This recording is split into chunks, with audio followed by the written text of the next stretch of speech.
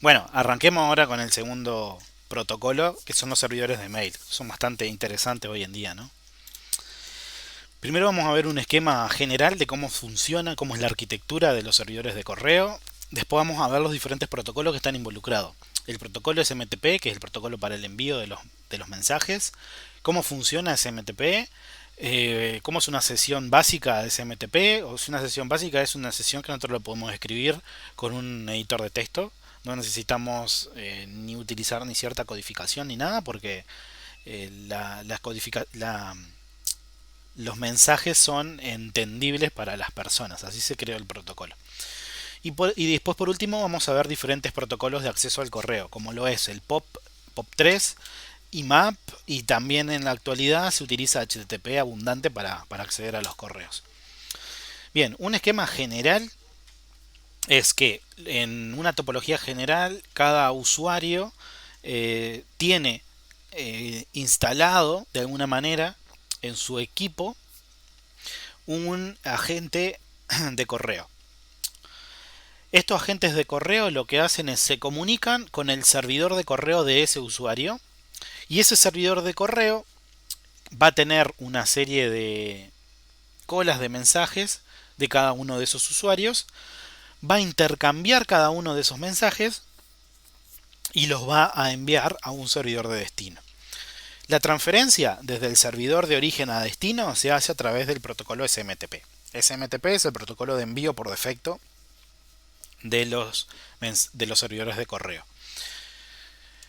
A la vez, cada usuario, cada casilla de los usuarios va a tener un buzón de correo.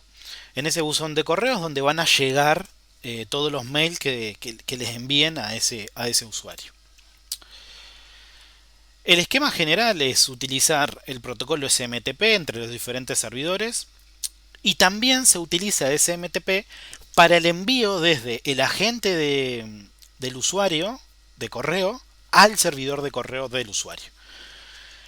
Para hacer el intercambio de mensajes a través de mails se utiliza un agente de correo o también se le suele llamar un MUA, un Mail User Agent. Estos MUAs existen diferentes versiones. Por ejemplo, las de interfaces gráficas, como lo es el de Microsoft, el Outlook, el Mail de Apple y el Mozilla Thunderbird de la gente de Mozilla. Son aplicaciones gráficas que permiten administrar, configurar casillas de correo, almacenar los correos y bueno, generar una lista de contactos y etcétera. Todo eso que en la actualidad muchos lo hacen a través de un webmail, como lo puede ser Gmail, como lo puede ser Resquirrel Mail, que es uno que usamos en esta asignatura, como lo puede ser Simbra también, que es otro webmail bastante utilizado por las empresas, principalmente porque es un paquete colaborativo de servidores de webmail y demás servicios. Acá ya tenemos que pararnos a diferenciar lo que es un webmail con lo que es una aplicación de escritorio de un MUA. ¿Qué ocurre? La ventaja que tiene una webmail es que no necesitamos instalar más que un navegador web en un determinado equipo para poder acceder a nuestros correos. ¿Cuál es el punto de falla en una webmail? Cuando no tengo internet, por ejemplo, o cuando no tengo conectividad, más que nada a internet, porque podemos tener un servidor de correo interno, no tiene por qué estar en internet.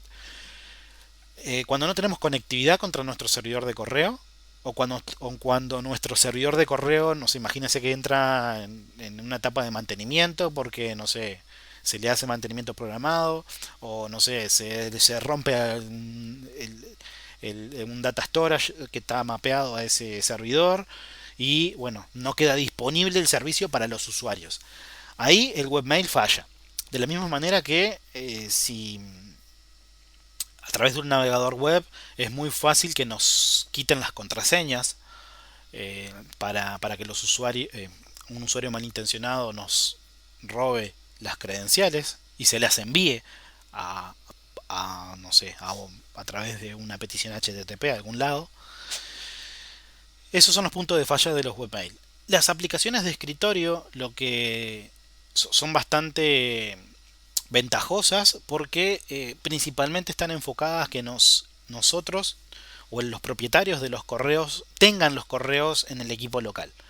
Esto es sumamente interesante. Imagínense que, no sé, hoy o mañana ustedes pierden las credenciales de su Gmail y un usuario malintencionado obtiene esas credenciales y a través de un script de 2 líneas, o es más, se puede hacer en una línea sola, les puede eliminar todos los correos. Ustedes van a acceder, imagínense, acceden a su Gmail y no tienen acceso a ninguno de sus mails porque un usuario malintencionado les eliminó todos los mails a través de un script. Hay que tener un respaldo de esa información. No sé cuánto tiempo, si Google eh, atiende las solicitudes de los... Imagínense que pase eso. No sé si respaldo tiene Google de nuestros correos, pero no sé qué tanto tiempo o cómo sería el proceso de restaurar eso, ni cuánto tiempo les demoraría. Instantáneo no va a ser, ni de un día para el otro tampoco. Pero imagínense que pierden las credenciales y un usuario malintencionado puede acceder a todos sus correos. Si ustedes no tienen un backup de esa información, si ustedes no instalan, no descargan los correos a sus computadoras, por ejemplo, cosa de que si pierden conectividad a internet o un usuario, no sé, malintencionado les obtiene las contraseñas, pero ustedes no se las hacen fácil porque por más que tengan acceso a las contraseñas, ustedes van a tener los datos. Ustedes pueden persistir sus mails.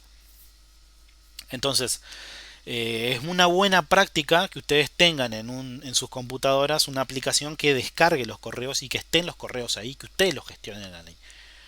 Para que hoy o mañana, el día que lo necesiten, tengan una forma rápida y sencilla de recuperar en el caso de que se elimine un mail o que se elimine toda la casilla, ¿no? Porque se puede eliminar toda la casilla. Existen diferentes protocolos para acceder a los correos. Entre ellos está POP, que es bastante antiguo, pero sigue operativo hoy en día, IMAP y también HTTP. HTTP, ¿por qué? Porque a través de un webmail yo hago peticiones a un servidor web y el servidor web se comunica con el servidor de correo. El primer protocolo que vamos a ver, que es el que se hace uso para la transferencia de mails, es el SMTP. Protocolo simple de transferencia de mails. Definido por el RFC 5321. Si quieren obtener más información de cómo funciona internamente el protocolo, pueden investigar ese RFC. Es un protocolo que es más antiguo que HTTP. Es más, el primer RFC nace en el año 1982. Y es un protocolo, al igual que HTTP, es entendible por las personas. Si capturan una sesión, castean los datos a ASCII y el usuario va a entender la transacción porque es leer un archivo de texto. Imaginemos que vamos a ver el funcionamiento. Un usuario, Alicia, quiere mandar un correo a Benito. ¿Qué hace Alicia? Primero invoca a su MUA, a su aplicación, su agente de correo, proporciona la dirección de correo electrónico de Benito, por ejemplo, benito.unaescuela.edu, compone un mensaje, escribe un mensaje y luego le indica al agente del usuario que finalizó ese mensaje y que se envíe. ¿Qué va a hacer? El MUA de Alicia va a enviar el mensaje al servidor de correo de Alicia. Ese mensaje se va a encolar en una lista que hace referencia a la casilla de correo de Alicia. Una vez que se encola ese mensaje, del lado del cliente SMTP se ejecuta en el servidor de correo de Alicia. ¿Qué puede ocurrir? Que el servidor de destino no esté disponible. Entonces, en ese momento, el servidor de Alicia, imagínense que espera un determinado tiempo para poder verificar la conectividad nuevamente. En el caso de que haya conectividad, el servidor inicia una conexión TCP con el servidor SMTP de Benito. Después de que ocurra esa etapa de negociación, porque eso no es como HTTP, que solamente es un socket que se inicia y después se envía la información.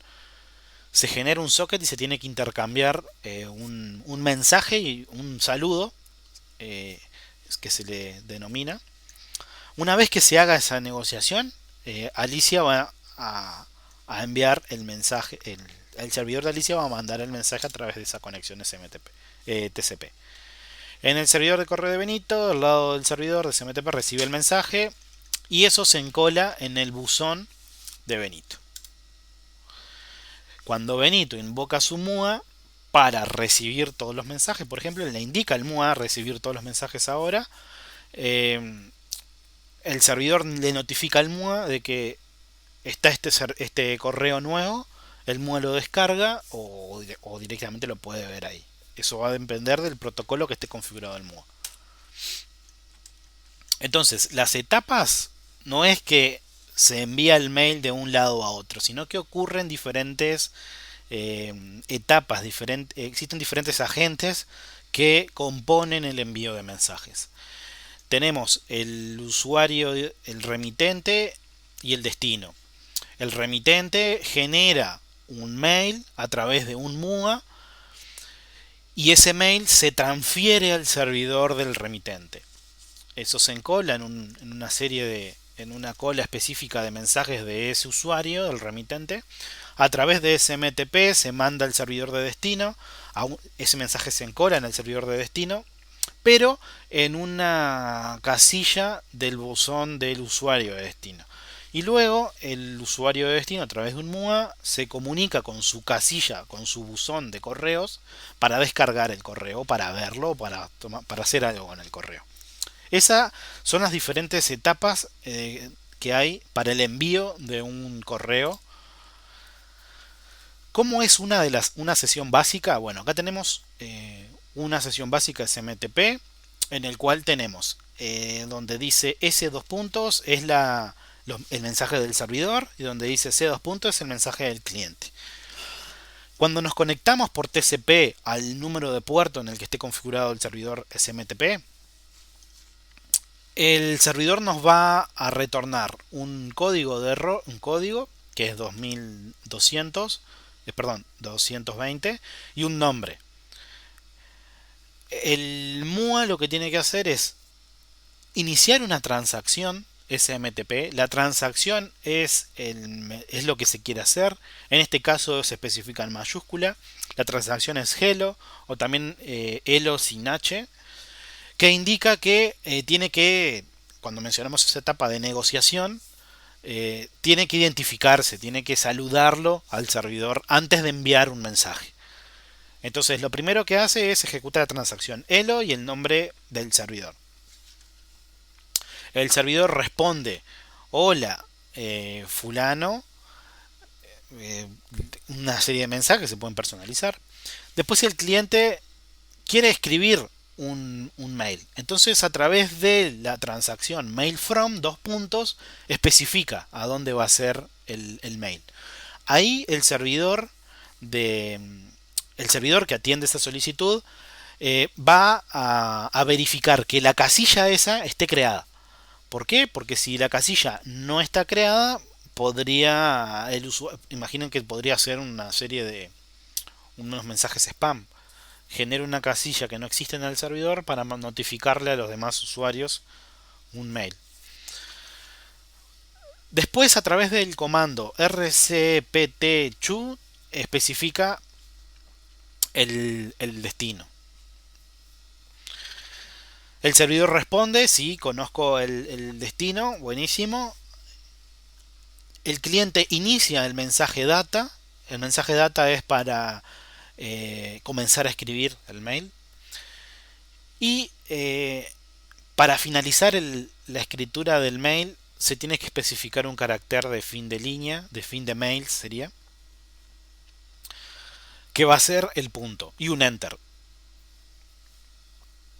Una vez que se escriba el mensaje, el cliente finaliza el cuerpo del mensaje, el cuerpo del mail, a través del punto. Especifica punto y el servidor encola ese mensaje. Después el cliente especifica quit y ahí el servidor cierra la sesión en ese instante. Es bastante simple, hay que saberse qué es lo que hace Lelo, qué es lo que hace mail from, qué es lo que hace RCP2, el data y el delimitador de fin de mail, que es el punto en este caso, y la transacción kit de finalizar. Veamos los protocolos de acceso a los correos. Existen, nosotros vamos a ver tres. Existen también las versiones cifradas para cada uno de ellos. Existe el soporte a través de SSL para cada uno de ellos, pero no lo vamos a ver en el curso. El primer protocolo es POP3, que es uno es bastante antiguo, pero sí operativo. IMAP también, que toma una serie de inconvenientes que tenía el protocolo POP3 y agrega una nuevas transacciones. Y HTTP. Entonces, ¿qué ocurre? Cuando se envía un mail, se utiliza el protocolo SMTP. Estos protocolos que acabamos de mencionar, tanto POP, IMAP como HTTP, lo que se hace, se utilizan es para descargar ese mail que se envió. No se utilizan para mandar el mail, sino que una vez que el mail llega a una casilla, a un buzón de correo de un determinado usuario, se tiene que utilizar uno de estos tres protocolos para descargar el mail al MUA correspondiente. En el caso de POP3 es la sigla de protocolo de acceso simple, está definido por un RFC, específicamente por el 1939.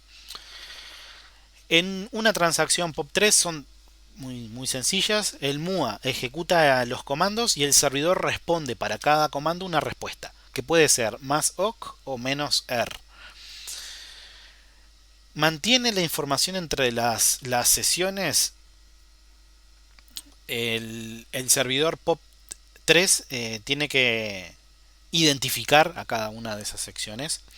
Y cuando la sesión finaliza, ya sea porque hay un problema de conexión o porque el MUA dijo finalizo, se procesan los comandos que se hayan definido para eliminar un correo. Mientras ustedes están conectados y marcan la transacción del que es para eliminar un correo y especifican el número del correo, eso se marca para eliminar, no se elimina de manera instantánea, se elimina cuando la sesión finaliza. Eso recuerden porque se pueden topar con eso en algún parcial o examen. ¿Cómo funciona POP3? Las transacciones son sumamente sencillas. El cliente inicia una conexión TCP en el puerto 110 del servidor. Ahí ocurre una etapa de autorización en el cual el MUA envía el usuario y la contraseña que se va a utilizar para autenticar esa sesión. Eso se hace a través del comando user espacio el nombre del usuario y luego se pasa a otra transacción que es pass seguida espacio seguido de la contraseña. Una vez que se manda user y se manda pass, ahí el servidor va a responder con un mensaje. Una vez que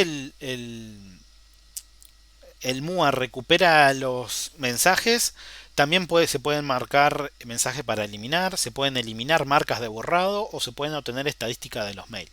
Existen tres comandos que vamos a ver, que es el list, que nos va a listar los ID de los mails junto con el tamaño. El comando readr, que se le pasa como argumento un número, que ese número hace referencia a un mail. Entonces cuando especifiquen, no sé, readr n, se obtiene el mail n y se muestra el encabezado y el cuerpo del mail. Y la transacción dele, que lo que hace es, se le pasa como argumento un n y eso se marca para eliminar. Recuerden que no se elimina ni bien se procesa la transacción. Todos los mails que se marquen para eliminar se van a eliminar cuando la sesión finalice, ya sea porque hay un problema en la red o porque el usuario se desconecta o porque ocurre algo. Actualización. Cuando el cliente haya ejecutado el comando kit, se termina la sesión y el servidor borra todos los mensajes que se hayan marcado para eliminar. Estas son las transacciones que vamos a ver en el curso y no vamos a necesitar más que estas. Ahora, hoy mencionábamos que ustedes se pueden topar en una situación en la cual una persona les puede descargar todos los mails o les puede eliminar todos los mails. ¿Cómo se hace eso? Fácil, a través del protocolo POP3, por ejemplo, usando la transacción DELE o usando red R. Imagínense que estoy en un caso en el cual tengo las credenciales de un usuario porque no sé, porque le implementé un keylogger, porque hice un man in the middle y obtuve las credenciales, porque el tipo utiliza credenciales por defecto o lo que sea. Una vez que obtengo esos datos, lo único que tengo que hacer es comenzar la transacción, obviamente encapsular mi IP para que no mi IP de origen y por último ejecutar una transacción red R en donde obtengo o por ejemplo primero un list para listar todos los mails y luego después que tengo el identificador de cada mail los puedo descargar para guardarlo o para crear un respaldo o para lo que sea o los puedo eliminar. Ejecuto un script que haga un loop e itere en cada uno de los mails y ejecute DL y el número del mail. Y así sucesivamente se puede vaciar completamente el buzón de correo de un usuario. Así que hay que tener cuidado porque con estas transacciones que lo podemos hacer en un editor de texto, nos pueden eliminar todos los mails, nos pueden descargar todos los mails de manera muy simple. IMAP es un protocolo de acceso más complejo que POP. Se define en el RFC 3501 y IMAP tiene soporte o implementa que cada uno de los mensajes se pueda asociar a una carpeta. Ya incorpora una serie de estructura de directorios en cada buzón de correo. Cuando llega un nuevo mensaje, se asocia a la carpeta inbox del destinatario, el cual puede pasar el mensaje a una nueva carpeta creada por él, poder redirigir eso. Existen comandos también que permiten a un MUA obtener parte de los correos. La diferencia entre POP e IMAP es que POP no tenemos ninguna transacción para descargar parte del mail. O descargamos todo el mail o no lo descargamos. En cambio, en IMAP podemos descargar el encabezado del mail o podemos descargar parte del cuerpo del mail. No se tiene que descargar todo. Imagínense que tienen, no sé, una conectividad limitada o lo que sea y reciben la notificación de que le llegó un nuevo mail, pero no, lo único que van a ver es los datos del encabezado del mail. No van a ver el contenido. Para eso, imagínense que se conectan a una red mejor o cuando estén con mejor conectividad, descargan todo el mail o descargan parte del mail como ustedes quieran. Esa es la diferencia que hay entre POP3 e IMAP. Aparte de que IMAP incorpora más transacciones, pero a lo que a nosotros nos interesa en este curso es que IMAP puede descargar partes del mail, tiene transacciones para descargar parte de los mails.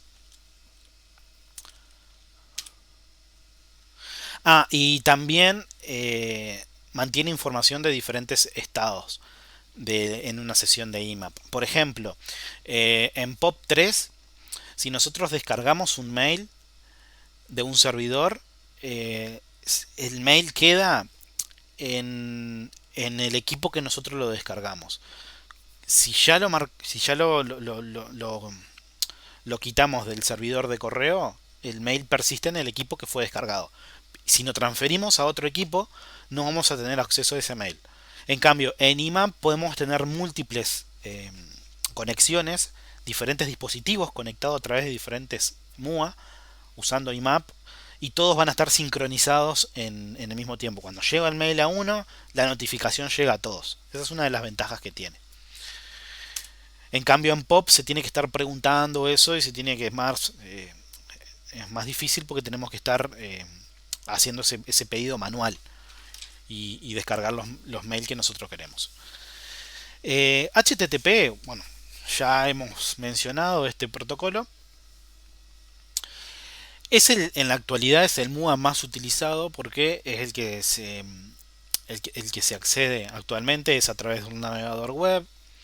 Por ejemplo, Gmail, grandes servidores de correo lo hacen a través de un webmail. El usuario se comunica con su buzón remoto mediante HTTP. El servidor HTTP se comunica con el mail server usando su protocolo. Eso depende de la implementación de cada webmail. Cuando un emisor desea enviar un mail, este se transmite desde el navegador al servidor de correo mediante HTTP. No se utiliza SMTP. SMTP se utiliza desde el servidor HTTP hasta el servidor de correo mediante SMTP. Tengamos en cuenta porque si nosotros queremos proteger las conexiones que hay desde el origen, desde el remitente hasta el servidor de correo, podría utilizar por ejemplo HTTPS para proteger eso hasta el servidor HTTP. Y si el servidor HTTP está, no sé, en la misma red que el servidor de correo, podemos conectarlo de manera muy simple. No, o sea, si sabemos que nadie se va a meter en el medio de ese cable que conecta ambos servidores, lo podemos utilizar, podemos obviar la parte de cifrar. El servidor SMTP que vamos a estar utilizando se llama Postfix. Es sumamente sencillo de instalar. Lo único que tenemos que hacer es instalar las dependencias a través de los repositorios, obtener el código fuente de la última versión más estable, y antes de la compilación se agregan dos usuarios que son los que gestionan las casillas de correo, las casillas y los buzones. Estos usuarios no tienen que tener permisos para iniciar en la bash, no es necesario, por ende no se le asigna ninguna shell. Y las configuraciones son sumamente simples. Les dejo acá, lo único que tienen que modificar es en este archivo especificar el nombre el FQDN, que es el nombre del servidor, punto su dominio, el dominio, y bueno, dejar las configuraciones por defecto, el mail dir, en donde van a estar los mailbox, y bueno, agregar al final del archivo la comunicación que va a haber entre el servidor SMTP, o sea Postfix, y Dovecot. Dovecot es otro servidor que vamos a estar utilizando, que es un servidor de POP3. Este también se descarga el código fuente y antes de la compilación se generan dos usuarios que son para utilizar cuando se instancia el proceso del servidor. Y las configuraciones son bastante simples también. Cuando ustedes compilan Dovecot, se genera en este path que dice archivos de configuración básicos. Se genera en ese path toda una serie de archivos de configuración, y ahí eso para todas las posibles configuraciones que haya de Dovecot. Nos interesa quedarnos con las más básicas, que son las que especifica el archivo 10 mail, 20 pop3, 20 IMAP y 10 out. Los demás no se necesitan copiarse al directorio de configuración de Dovecot, que es el segundo que aparece como argumento acá en el CP. USR local etc Dovecot. Bien, bueno, lo que tienen que hacer, se les va a generar, algo que me olvidaba, es que los servidores de correo, si ustedes lo implementan en una intranet, no van a tener ningún tipo de problema. Pero si van a implementar un servidor de correo en internet, tienen que comprar en su DNS una entrada. Cuando veamos DNS más en profundidad, vamos a ver que existe una entrada que se llama MX en un servidor de DNS que hace referencia al servidor de correo. Eso por lo general, si ustedes van a comprarlo, va a depender de la cantidad de casillas que vayan a utilizar. Les va a salir un determinado costo esa entrada en el servidor de DNS en función de la cantidad de casillas que vayan a usar. Si lo van a usar en una intranet, bueno, cualquiera los puede configurar, no va a tener ningún tipo de problema. Pero si ustedes configuran estos servidores que estamos viendo ahora y hacen la prueba de mandarse un mail a sus correos personales de Gmail, de Microsoft o de Yahoo, del servidor que tengan, van a ver que el mail no va a llegar, no les va a llegar a su casilla de correo. ¿Por qué? Porque los servidores SMTP lo primero que hacen es verificar que la IP de origen sea una IP fija y no sea una IP dinámica. ¿Por qué? Porque si fuera una IP dinámica podría considerarse como spam, que un determinado usuario tiene un malware y está generando spam a patadas a diferentes servidores. Entonces, como primer filtro, los servidores de correo se fijan de que si la IP de origen es una IP dinámica, que es de un usuario doméstico, ni siquiera lo va a procesar a ese correo. Pero si ustedes están en una IP fija, por ejemplo en el tip que tenemos 6 IP fijas públicas, eh, van a poder mandar el mail, pero no van a tener el feedback, no van a tener una respuesta. Ustedes pueden mandarse un mail a sí mismo, a su casilla de Gmail, por ejemplo, pero cuando generen la respuesta no van a tener un servidor DNS con una entrada MX asociada, porque no se compró. Entonces no van a obtener esa respuesta del mail. Pero para el uso que nosotros le damos, por ejemplo, no sé, notificar cuando un usuario inicia sesión en un servidor, no sé, correr un script y mandar un determinado resultado a las casillas de correo, eso es bastante útil y nos sirve. Así que les comento que ya se van a habilitar los contenedores, pero los contenedores que se van a habilitar ahora no están en el clúster mío, sino que están en el clúster del tip. Ahora tenemos dos clústeres diferentes. Yo estoy tratando de migrar todos los servicios que tengo en el mío, del tecnólogo, a ese clúster. Y de esa manera ustedes van a salir con la IP de origen en internet de la IP fija del tip. Y ahí van a poder mandar mail a sus casillas de Gmail y demás. Así que, bueno, tengan eso en cuenta. Si están haciendo alguna prueba de envío, un script que tienen que mandar un mail o lo que sea, en donde lo ejecuten a ese script. Si están en una IP dinámica, el mail no va a llegar a destino. Si están en una IP fija y esa IP fija no está en una lista, en una blacklist de un servidor de correo, posiblemente el mail va a llegar a destino. Y eso hay que tener muy en cuenta porque si imagínense que un malware se hace con las credenciales de una casilla de correo. ¿Qué va a hacer ese malware? Tratar de mandar mail a todos los contactos de ese correo. Tratar de mandar spam. En ese caso, los servidores de destino, los SMTP de destino, que procesan esos correos, van a detectar que hay un determinado usuario, una determinada casilla que está generando spam. En realidad va a detectar que un determinado dominio está generando spam y lo va a banear. Entonces no van a procesarse los mails que se manden desde un lugar a otro. Eh, Eso, para que los puedan eh, habilitar nuevamente a ese envío de correos, tienen que hacer toda una gestión administrativa en el cual dicen que realmente ya solucionaron el problema y que les vuelvan, los quiten de esa blacklist. Si no fue hace mucho, vieron que en UTEC se cambió el UTEC, el dominio arroba UTEC y agregó otro que es UTEC estudiantes. Bueno, eso era porque si hay un estudiante que está haciendo eso, que su casilla de correo está haciendo eso, la que se va a banear va a ser la de los estudiantes y no la de el otro dominio. Les comento por si no sabían eso. Bien, bueno, se nos fue la hora, pero